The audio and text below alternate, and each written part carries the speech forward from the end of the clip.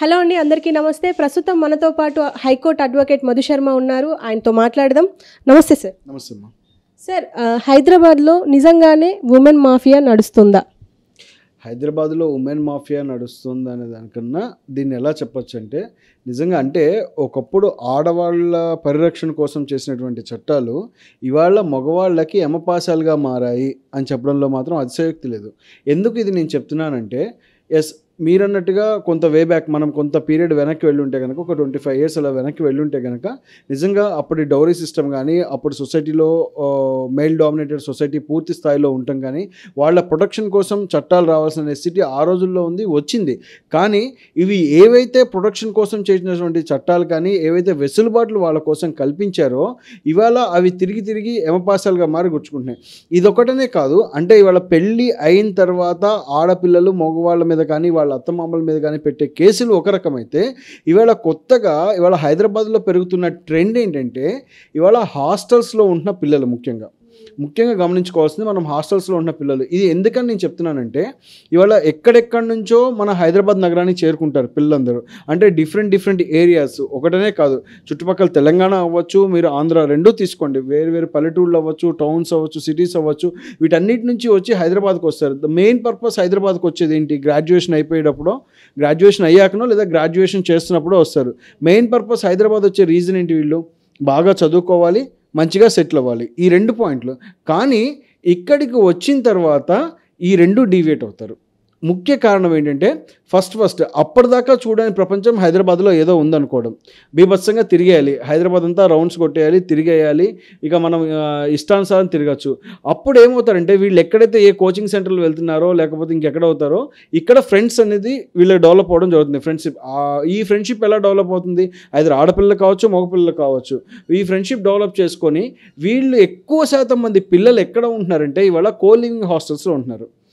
హైదరాబాద్లో ఇవాళ పెరిగిపోయిన కల్చర్ ఏంటంటే కో లివింగ్ హాస్టల్ కల్చర్. ఇది ఎంత డ్యామేజ్ చేస్తుందంటే, ఇవాళ తల్లిదండ్రులకు కూడా తెలియకుండా పిల్లలు కో లివింగ్ హాస్టల్స్లో ఉంటూ వాళ్ళు హైడ్ చేసేసి మేము ఇలా ఉంటున్నాము అని చెప్పకుండా హైడ్ చేస్తున్నారు. ఇప్పుడు తల్లిదండ్రులు ఏముంది, వాళ్ళు ఎక్కడో ఊళ్ళో ఉంటారు, ఎక్కడో దూరంగా ఉంటారు.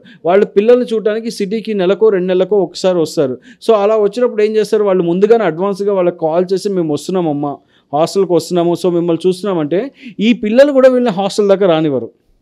మెజారిటీ ఆఫ్ ది కేసెస్లో అంటే హాస్టల్లో దింపేటప్పుడు తల్లిదండ్రులు అవసరం, కానీ దింపిన తర్వాత వీళ్ళకి అవసరం లేదు. అప్పుడు మధ్యలో వీళ్ళని ఎట్టి బస్సులో వీళ్ళ హాస్టల్కి రానివ్వరు, వీళ్ళని బయట కలవడమో లేదా ఒక రిలేటివ్స్ ఇంట్లో దిగండి అని చెప్పడమో అలా చేయడమో చేస్తారు. సో ఇక్కడ నేను చెప్పేది ఏంటంటే, తల్లిదండ్రుల మిస్టేక్ ఎక్కువ శాతం ఉంది. దయచేసి ఇప్పుడు పిల్లలు ఇక్కడ హైదరాబాద్లో ఎలాంటి హాస్టల్స్లో ఉంటున్నారు అనేది తల్లిదండ్రి వచ్చి ఖచ్చితంగా పిల్లల్ని చూసుకోవాల్సిన నెసిటీ ఉంది. ఇంకొకటి, ఇది ఇవాళ ఎలా అయిపోయిందంటే, ఒక గ్రూప్ ఆఫ్ మాఫియా డెవలప్ అయిందండి అమ్మాయిల్లో. ఎలాగంటే, ఈ కో లివింగ్ హాస్టల్స్లో ఉండేటువంటి అమ్మాయిలనే కాదు, అబ్బాయిలు కూడా మామూలుగా హాస్టల్స్లో ఉండేటువంటి అబ్బాయిల్ని టార్గెట్ చేస్తూ, అంటే వీళ్ళ టార్గెట్ ఎలా ఉంటుందంటే, అప్పర్ మిడిల్ క్లాస్, కొంచెం మిడిల్ క్లాస్ లేదా అప్పర్ మిడిల్ క్లాస్ ఉన్న పిల్లల్ని స్పెసిఫిక్గా టార్గెట్ చేస్తారు. టార్గెట్ చేసి వీళ్ళతో ఫ్రెండ్షిప్ డెవలప్ చేసుకుంటారు. ఎవరో ఒకరి ద్వారా, ఒక ఫ్రెండ్ ద్వారా పరిచయం అవడమో, ఇంకోళ్ళ ద్వారా పరిచయం అవడమో, లేదా బయట పబ్లో పరిచయం అవడం, రెస్టారెంట్స్లో పరిచయం అవడం, డిఫరెంట్గా అది ఎలా ఒకలా పరిచయం అవుతారు. సో పరిచయం అయిన తర్వాత స్లోగా వీళ్ళు ఒక ఫ్రెండ్షిప్ని డెవలప్ చేసుకుంటారు. ఈ ఫ్రెండ్షిప్ని డెవలప్ చేసుకున్న తర్వాత వీళ్ళు ఏం చేస్తారంటే, లివ్ ఇన్ రిలేషన్షిప్ వైపు ఎక్కువ తీసుకెళ్తారు. మెజారిటీ ఆఫ్ ద కేసెస్లో వీళ్ళు ఈ లివ్ ఇన్ రిలేషన్షిప్ వైపు తీసుకెళ్ళటమే కాకుండా, దీని తర్వాత వాళ్ళు కొన్ని రోజులు, అంటే ఎక్కువ రోజులు వీళ్ళతో గడపరండి, ఎక్కువ రోజు ఉండరు. ఆల్మోస్ట్ వీళ్ళు ఒక 3 to 6 months వరకు స్పెండ్ చేయడానికి ముందు టైం ఫ్రేమ్ ఫిక్స్ చేసుకుంటారు. ఇదంతా ఎందుకు చెప్తున్నానంటే, వాళ్ళు ఒక ప్రీ ప్లాన్డ్గా ఉండి ఎగ్జిక్యూట్ చేస్తారు. ఇదంతా ఇవాళ జరుగుతోంది. ఇవాళ మెజారిటీ ఆఫ్ ది కేసెస్ బాగా ఇంక్రీజ్ అవుతున్నాయి, సేమ్ కేసెస్. ఇవాళ వాళ్ళు ఏం చేస్తారంటే, ఇప్పుడు లివ్ ఇన్ రిలేషన్షిప్లో ఉన్న తర్వాత ఈ అబ్బాయి కూడా కొంచెం అత్యుత్సాహం చూపించేసి బాగా ఫ్రీగా తిరగడం, వీళ్ళు ఎంత దాకా తీసుకొస్తారంటే, వాళ్ళు వీళ్ళతో కలిసి ఇంటర్ కోర్స్ చేసేంత వరకు తీసుకొచ్చేసిన తర్వాత వాళ్ళు ఇక స్టార్ట్ చేస్తారు. ఎప్పుడైతే ఈ అబ్బాయి పూర్తిగా వాళ్ళ ట్రాప్లోకి వచ్చేసాడు అని ఎప్పుడైతే వాళ్ళు ఫిక్స్ అవుతారో, ఇక నుంచి ఇతన్ని థ్రెటన్ చేయడం స్లోగా స్టార్ట్ చేస్తారు. అంటే అతనితో గొడవ పట్టడం, నిదానంగా అతను ఏం మాట్లాడినా దాన్ని ఒక నెగిటివ్ యాంగిల్లో చూడటం, సో చిన్న విషయాన్ని కూడా పెద్ద చూడటం, భూతద్దం పెట్టడం, అర్ధరాత్రి అపరాత్రి అని లేకుండా 24 గంటలు విసిగించడం, ప్రశాంతత కరువు చేయాలి టోటల్గా. సో అప్పుడు ఏమవుతుంది, అలాంటి సిచ్యువేషన్లోకి చేస్తే అబ్బాయే వద్దంటాడు అమ్మాయిని. సో వాళ్ళు డిఫెన్స్లో పడేస్తారు ఫస్ట్. అలాంటి సిచ్యువేషన్లోకి అబ్బాయే అమ్మాయిని వద్దు అనేంత స్టేజ్లోకి వాళ్ళు తీసుకొని వస్తారు. ఇలా తీసుకొచ్చిన తర్వాత ఏం చేస్తారంటే స్లోగా ఇక ఇప్పుడు వీళ్ళు చేసినటువంటి పాత ఫొటోస్ కానీ ఇక వీడియోగ్రాఫ్స్ కానీ ఏవైనా కానివ్వండి వాళ్ళు ఉన్నటువంటి మొత్తాన్ని తీసి సో నాకేం జస్టిఫికేషన్ చేస్తావు వాళ్ళు డిమాండ్ చేస్తే అక్కడ మానిటరీ డిమాండ్ స్టార్ట్ అవుద్ది. ఈ గ్యాప్లో ఏమవుతుందంటే వాళ్ళు ఇంకొంచెం పిల్లలు ఈ అబ్బాయి అత్యుత్సాహం చూపించాడు అనుకోండి, ఈ అమ్మాయిని ఇంట్లో కూడా పరిచయం చేస్తాడు. నేను పెళ్లి చేసుకోవాలనుకుంటున్నాను ఇదని చెప్పి స్లోగా ఇంట్లో కూడా వీళ్ళు ఇంట్రడ్యూస్ అవుతారు. సో ఇంట్లో పరిచయం అయిన తర్వాత ఇంట్లో వాళ్ళతో కూడా వీళ్ళు ఏం చేస్తారంటే స్లోగా డెవలప్ అవుతారు, ర్యాపో మెయింటైన్ చేస్తారు. ర్యాపో మెయింటైన్ చేసేసి ఇది కూడా సేమ్ సిచ్యువేషన్. ఇంట్లో ఒక 3-4 నెలలు అయిపోయిన తర్వాత మీ అక్క ఇలా ఉంది, మీ అమ్మ ఇలా అన్నారు, మీ తమ్ముడు ఇలా ఉన్నారు, సో నేను మీ వాళ్ళతో కలవలేను, మీ వాళ్ళతో ఇదంతా పెళ్ళి కాకముందమ్మ, ఇదంతా పెళ్ళయ్యాక సంగతి కాదు చెప్పేది. అది ఒకప్పుడు ట్రెండ్ పెళ్ళయ్యాక అనేది, ఇప్పుడు పెళ్ళి కాకముందే పెరుగుతున్న ట్రెండ్. సో ఇలా వీళ్ళు ఇలా గొడవ పడి దీన్ని పెద్ద విషయాన్ని చేసేసి ఆ ఫ్యామిలీకి టోటల్గా మనశ్శాంతి లేకుండా చేసి ఒక డిస్టర్బెన్స్ ఎన్విరాన్మెంట్ క్రియేట్ చేస్తారు. సో ఆ డిస్టర్బ్డ్ ఎన్విరాన్మెంట్లో ఏం చేస్తారంటే ఎప్పుడైతే పేరెంట్స్ కూడా ఈ అమ్మాయి వద్దు అనేంత స్థితిలోకి తెస్తారో, సో మీ అబ్బాయి నాతో ఇంత తిరిగాడు, నా జీవితం అన్యాయం చేశాడు, నన్ను ఆగం చేశాడు, సో నేను మీడియాకి ఎక్కుతాను, నేను 10 మందిలో పెడతాను, సో మీ సంగతి తెలుస్తాను, మిమ్మల్ని నడి రోడ్డు మీదకి ఈడుస్తానని చెప్పేసి ఆ సిచ్యువేషన్లోకి వాళ్ళని తీసుకెళ్ళిపోతారు. సో అప్పుడు పేరెంట్స్ ఏం చేస్తారంటే ఏదో ఒకటి చేసి సెటిల్ చేసి. ఇలా నాదొక విన్నపం ఏంటంటే అంటే అమ్మాయిలు చాలా సెన్సిటివ్ అని చెప్పేసి మనందరికి తెలిసిన విషయం, సమాజం కూడా అంతే అనుకుంటుంది. ఈవెన్ మనం అమ్మాయి బయటికి వెళ్ళాలి అన్న తమ్ముడినో ఎవరినో ఇచ్చి పంపిస్తారు. అలాంటి అంటే ఆకు మీద వచ్చి ముళ్ళు మీద ఆకు వచ్చి పడ్డా ఆకుకే డ్యామేజ్ అని చెప్పేసి అంటారు.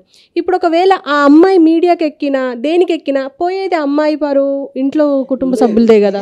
ఇది నేను ఖండిస్తాను. ఎందుకంటే అమ్మాయి పరువు ఇక్కడ ఇదే కదా, ఈ క్వశ్చన్స్లో అమ్మాయి పరువు పోయేది ఏం కనపడదు. వాళ్ళు మీడియాకి రారండి, 100% వాళ్ళు రారు, వస్తారని కూడా నమ్మకం లేదు. ఎందుకంటే అంటే వీళ్ళ సోషల్ మీడియా పోస్టులు కానీ వీళ్ళని కానీ ఫ్యామిలీని థ్రెటన్ చేయడం వరకు వీళ్ళు ముందు ఫిక్స్ అవుతారు.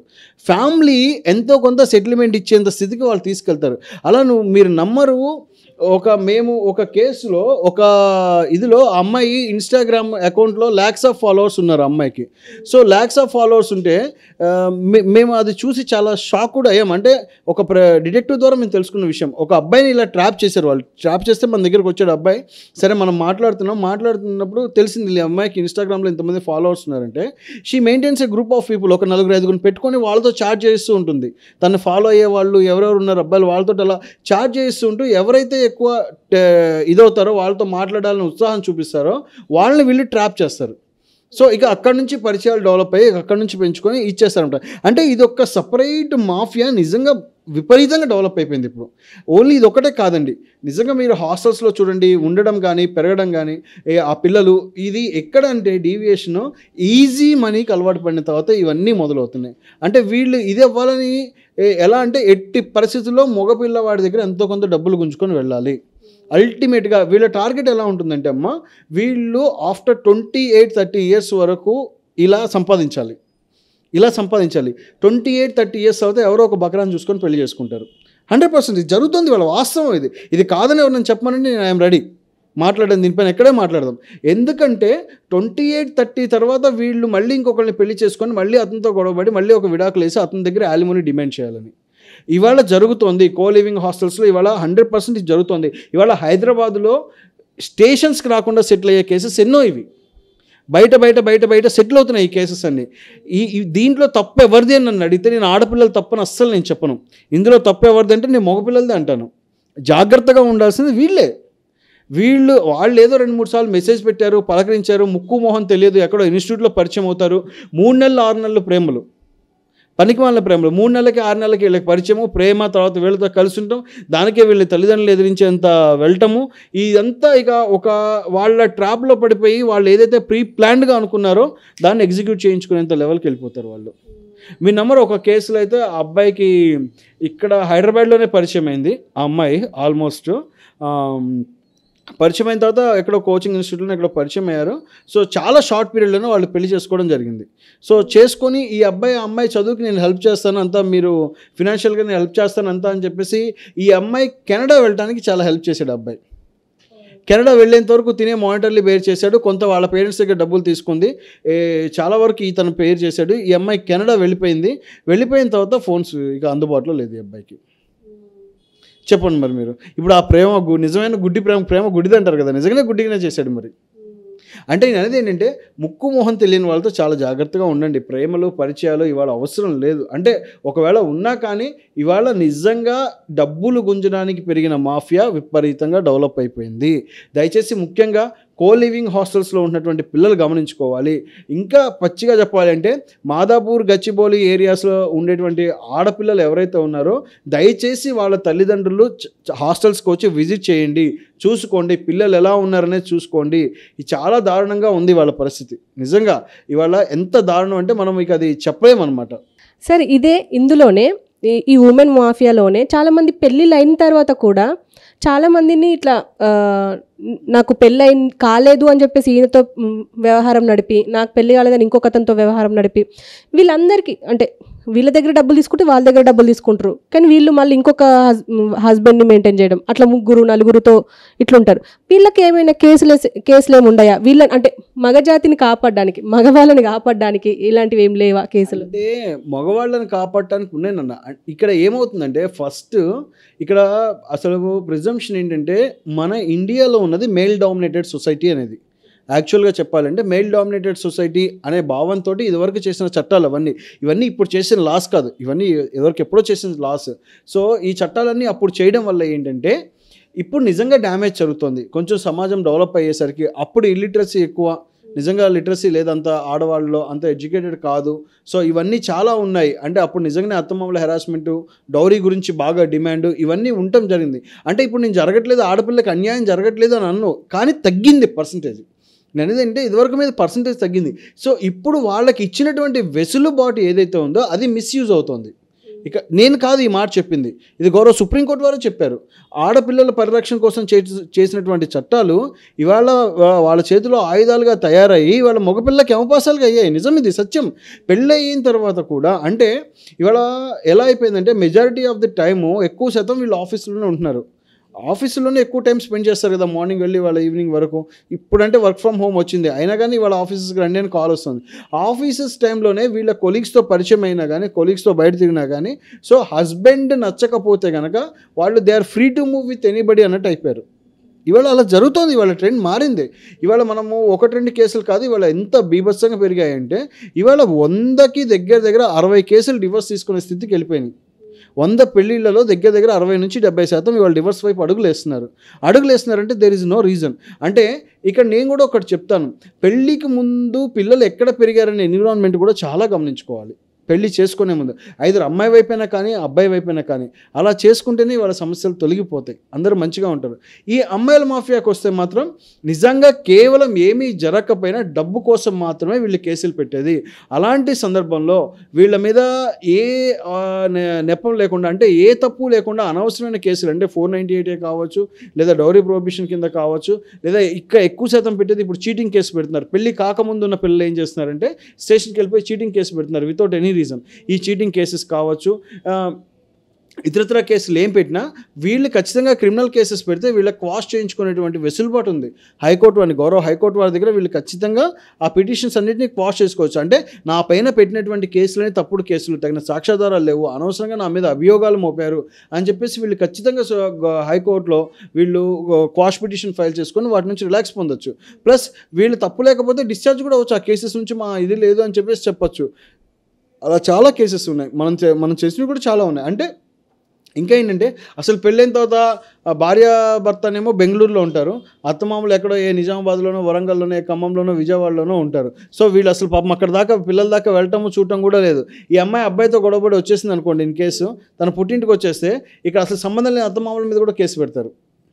అంతే కదా, ఇప్పుడు అసలు వాళ్ళ కాపురంలోకి వాళ్ళు తొంగి చూడలేదు, అక్కడ లేని కూడా లేదు వాళ్ళతోటి, అయినా సరే వాళ్ళ మీద కేసులు పెడతారు. ఎందుకు? ఆ కేసులు నిలబడేవి కాదు, అవి చెల్లే కేసులు కాదు, అలాంటివేమి నిలబడవు. ఏంటంటే బెదిరించిస్తే ఏదైనా డబ్బులు వస్తాయి. దీనికి ఇంకొక కారణం కూడా చెప్తున్నాను, ఈ డబ్బు పిచ్చి పెరగడానికి కారణం ఏంటంటే పెళ్ళిళ్ళు చాలా లావిష్గా జరగడం ఫస్ట్ పాయింట్, చాలా విపరీతమైన ఖర్చు పెట్టి పెళ్ళిళ్ళు చేయడం. సో దీన్ని ఏమవుతుంది, పంతంగా తీసుకుంటే ఆడపిల్ల నేను ఉండలేనని చెప్పిన తర్వాత అలా అయితే అలాగా పెళ్లి ఖర్చు పెట్టిన డబ్బు అంతా రావాలి కదా, వెనక్కి వచ్చేయాలి కదా అని చెప్పేసి ఆడపిల్ల తల్లిదండ్రులు అనుకోవడం. సో ఇది ముఖ్యమైన కారణం. ముఖ్యంగా ఇవాళ ఉన్న విడాకుల కేసులో డబ్బు డిమాండ్ కూడా పెరగడానికి ఇది కూడా ఒక ముఖ్య కారణంగా చెప్పుకోవచ్చు.